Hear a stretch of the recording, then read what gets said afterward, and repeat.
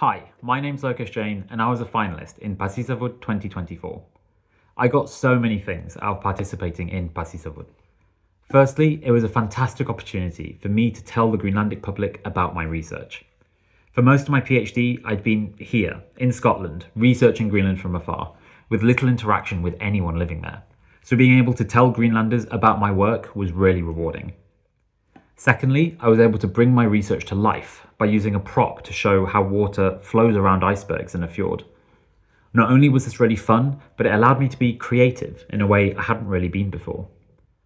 Finally, through Paasisavut, I met 4 other amazing researchers, all studying Greenland from completely different perspectives, and who I'm now really happy to call my friends.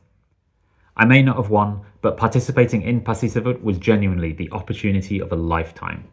I had so much fun, and if you're even the slightest bit interested, you should definitely apply now. Best of luck.